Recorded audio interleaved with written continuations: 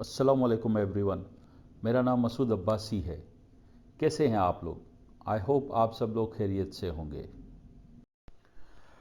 My dear students, my dear friends, आज हम new unit start करने जा रहे हैं, unit number 6, that is digital logic and design. तो सबसे पहले इसके नाम को एक्सप्लेन कर देते हैं। इसमें देखें 3 चीज़ें इन्वॉल्व हो रही हैं, डिजिटल, लॉजिक और डिज़ाइन। अब डिज़ाइन क्या है? मतलब किसी भी चीज़ को बनाने से पहले अगर उसका फ्रेमवर्क बना दिया जाए, उसका एक मैप बना दिया जाए या उसका स्टाइल बना दिया जाए, हम उसको किस तरह से करेंगे, that is design. Okay fine. Now logic.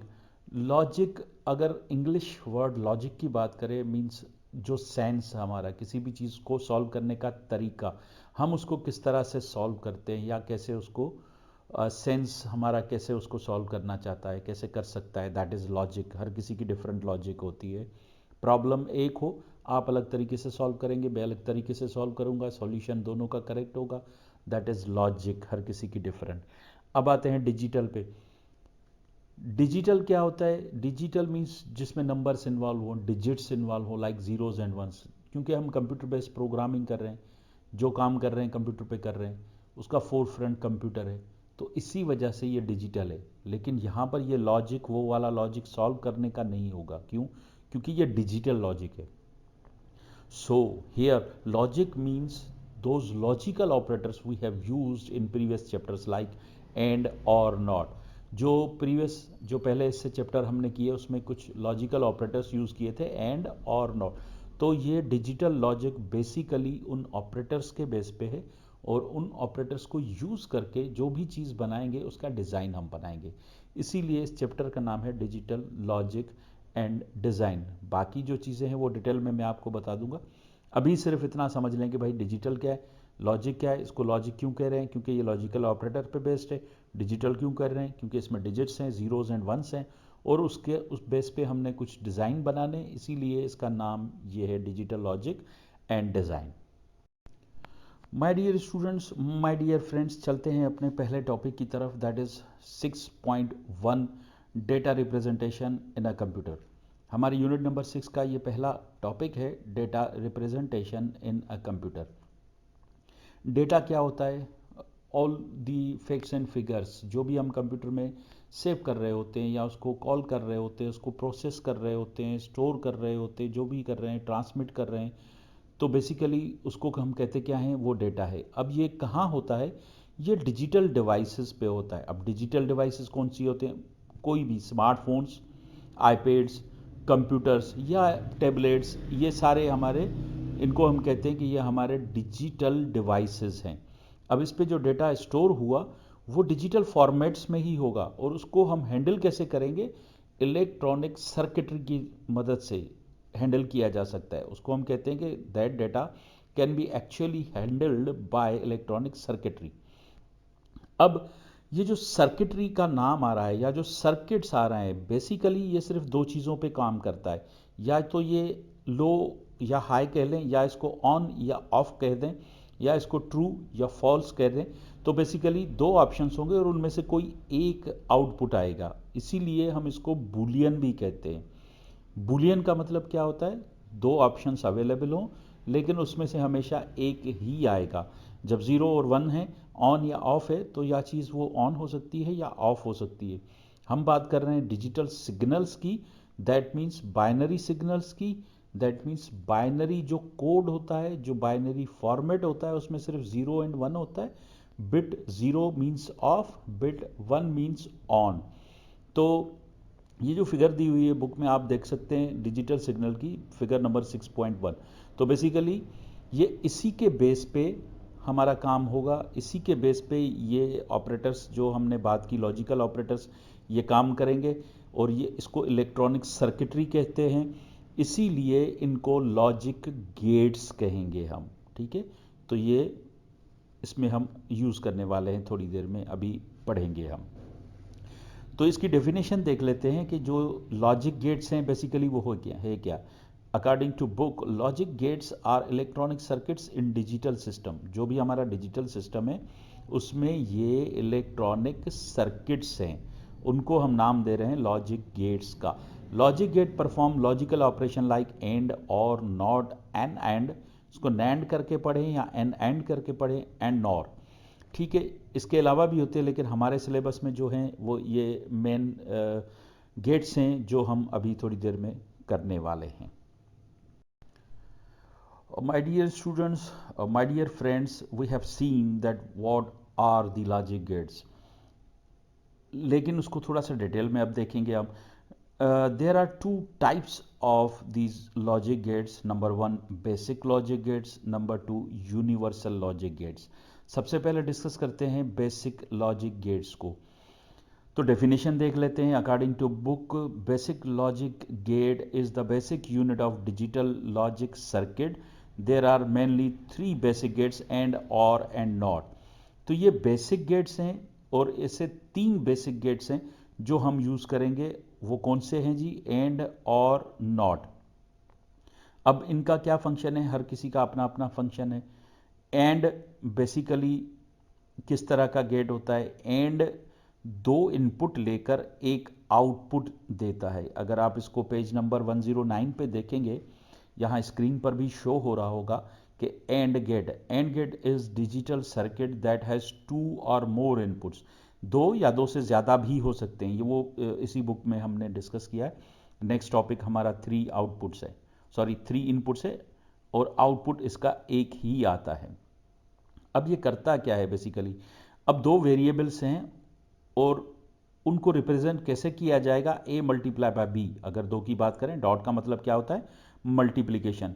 ये मल्टीप्लिकेशन का साइन होता है। अगर इसका बुलियन एक्सप्रेशन आप देखें तो वो क्या लिखा हुआ है? y is equal to a multiply by b। मतलब ये है कि अगर कोई भी 2 वेरिएबल्स हैं या 2 इनपुट हैं तो उनका एक ही आउटपुट होगा। अब उसका चेक कैसे होगा, स्विच कैसे होगा? क्योंकि ये बिट्स पे काम करेगा, डिजिटल है, तो 0 और 1 पे काम करेगा। 0 का मतलब ऑफ हुआ या इसको ले लें, और 1 का मतलब ऑन हुआ या इसको आप ट्रू कह लें। तो इसी पेज पे 109 पे आपका ट्रुथ टेबल बना हुआ है। अब अगर उस चीज़ को हम टेबल फॉर्मेट में लिख रहे हैं, उसके इनपुट को और उसके आउटपुट को, यानी मल्टीप्लाई के बाद जो उसका आउटपुट आएगा, तो उसको हम कहते हैं कि ये ट्रुथ टेबल है। टेबल फॉर्म में लिखेंगे तो वो ट्रुथ टेबल कहलाता है। अब इस ट्रुथ टेबल को ज़रा गौर से देखें कि वेरिएबल ए का आप जो इनपुट है वो 0 है, मीन्स ये फॉल्स है या ऑफ है। बी भी फॉल्स है, तो इसका रिजल्ट क्या आ रहा है? फॉल्स। इसको सिंपल कर देता हूं आपके लिए, एग्जाम्पल देते हैं। एग्जाम्पल से हम इसको अच्छे तरीके से समझ सकते हैं। फॉर एग्जाम्पल 2 इनपुट्स हैं, 2 चेक्स हैं या 2 वेरिएबल्स हैं। अब मैं आपको कहता हूं कि select any student from the school whose gender is male and class equals to 10। अब देखें, क्या हमने कहा कि हम एक स्टूडेंट को सिलेक्ट करेंगे जिसका जो जेंडर होगा ना वो मेल होगा, बॉय होगा, और उसकी क्लास जो होगी वो क्लास मैट्रिक होगी, 10 होगी। यानी अब अगर क्लास मैट्रिक से हमने किसी गर्ल को सिलेक्ट कर लिया तो ये फॉल्स रिटर्न करेगा। क्यों? क्योंकि उसकी क्लास तो करेक्ट है, एंड है बीच में, यानी उसका जेंडर भी मेल होना चाहिए और उसकी क्लास भी 10 होनी चाहिए। अगर 9 से कोई स्टूडेंट सिलेक्ट हुआ और वो बॉय है तो वहाँ फॉल्स रिटर्न आएगा। क्यों? क्योंकि वो एंड की वजह से एक वेरिएबल उसका फॉल्स है, एक ट्रू है। ये भी यही कह रहा है कि अगर ए वेरिएबल फॉल्स है, बी भी फॉल्स है, तो ये फॉल्स रिटर्न करेगा। ऑब्वियसली वो नहीं सिलेक्ट होगा। वो स्टूडेंट बॉय भी नहीं है, वो स्टूडेंट मैट्रिक का भी नहीं है, तो वो सिलेक्ट नहीं होगा। क्योंकि हमारा जो क्वेरी है, जो रिक्वायरमेंट है, वो क्या है कि क्लास मैट्रिक होनी चाहिए और जेंडर बॉय होना चाहिए। सेकेंड ऑप्शन पे आते हैं, देखें तो इसका ए जो है, फर्स्ट जो वेरिएबल है, फर्स्ट जो इनपुट है वो फॉल्स है, लेकिन सेकेंड ट्रू है, तो ये क्या रिटर्न कर रहा है? फॉल्स। क्यों? क्योंकि सपोज उसका जेंडर जो है वो बॉय नहीं है लेकिन क्लास मैट्रिक है, तो ये सिलेक्ट नहीं होगा, क्योंकि हमने कहा था कि क्लास भी मैट्रिक होनी चाहिए और जेंडर भी बॉय होना चाहिए। अब आते हैं ऑप्शन नंबर 3 पे। अब उसमें जेंडर तो बॉय है लेकिन क्लास मैट्रिक नहीं है तो वो भी नहीं सिलेक्ट होगा। थर्ड के बाद देखें लास्ट जो ऑप्शन है फोर्थ, उसमें क्या है, जेंडर भी मेल है और क्लास भी उसकी मैट्रिक है, तो वहां पर इसने ट्रू रिटर्न किया, क्योंकि according to and operator both option must be true. अगर वो ट्रू नहीं है तो वो हमेशा फॉल्स ही रिटर्न करेगा। यानी एंड गेट में ए भी ट्रू होना चाहिए, बी भी ट्रू होना चाहिए, या 0 1 की बात करें तो ए भी 1 होना चाहिए, बी भी 1 होना चाहिए, अदरवाइज वो हमेशा ऑफ रिटर्न करेगा, 0 रिटर्न करेगा, फॉल्स रिटर्न करेगा।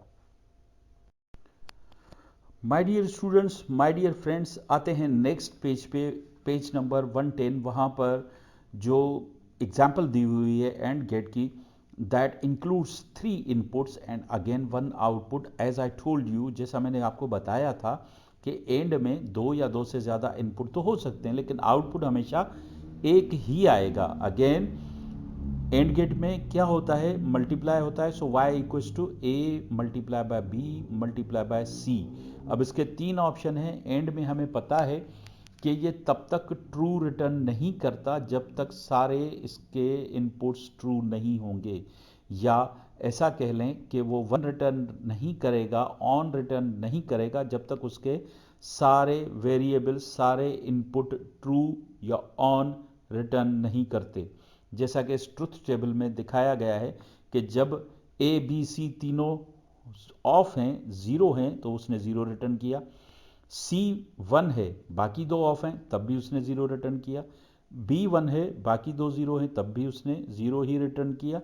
उसने हमेशा 0 रिटर्न किया है जब तक उसके तीनों इनपुट्स 1 नहीं होते जाते, तीनों इनपुट्स ट्रू नहीं हो जाते, तब तक उसने सारे 0 ही रिटर्न किए हैं। सिर्फ लास्ट कंडीशन है जिसमें तीनों ट्रू हैं, तीनों बिट्स जो हैं वो ऑन हैं, या तीनों जो बिट्स हैं उन्होंने 1 रिटर्न किया है तो 1 आया है, अदरवाइज 0 रिटर्न हुआ है।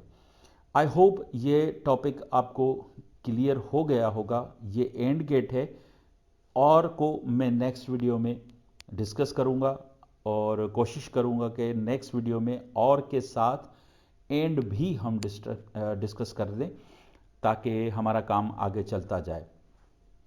इसके साथ मैं आपसे इजाज़त चाहूँगा, और आप अपना ख्याल रखिए, सबका ख्याल रखिए, हमारे लिए दुआएं कीजिए, हमें दुआओं में ज़रूर याद रखिएगा, और मैं भी आपके लिए हमेशा दुआ करता रहूँगा। अल्लाह आपको हमेशा खुश और खुर्रम रखे।